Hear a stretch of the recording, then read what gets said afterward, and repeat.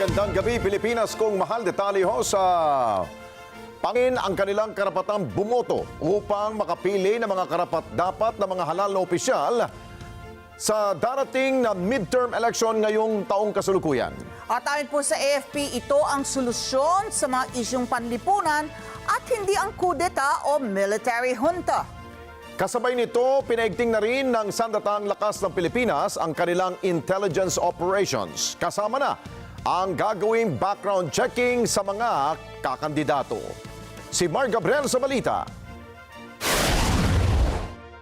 Nanindigan ng Armed Forces of the Philippines na hindi kudeta o military junta ang solusyon sa mga isyong panlipunan.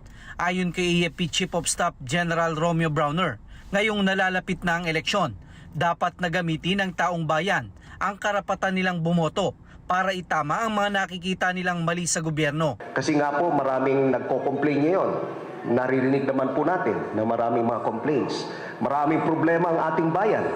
Ang iba po, ang iniisip nila na solusyon ay magkaroon ng military kudeta or military junta.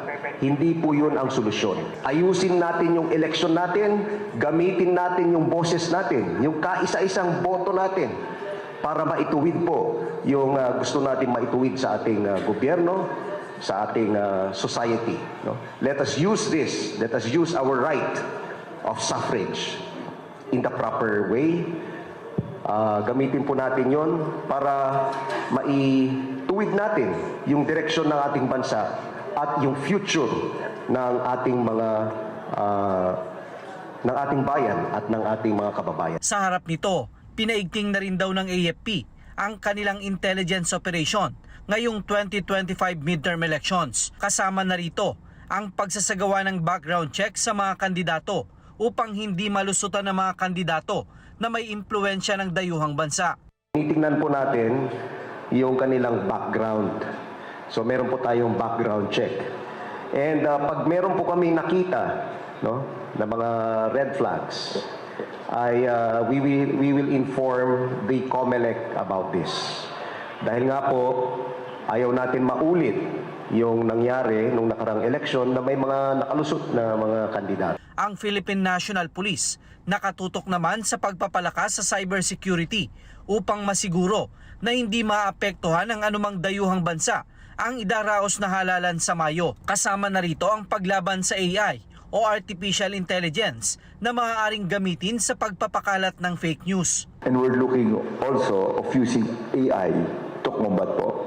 Not them using AI against us, but us using AI to preserve po yung election po natin. Nakikipagtulungan na rin ang PNP sa COMELEC para pigilan ang makabagong paraan ng vote buying gamit ang money transfer sa mga e-wallet account. Mar Gabriel para sa Mata ng Agila. Matatag, matapang, matapat. Maraming salamat sa inyo pong pagsubaybay sa Mata ng Agila Primetime. Para malaman ang matatag, matapang at matapat na mga balita, i-follow lamang at mag-subscribe sa AtNet25 TV.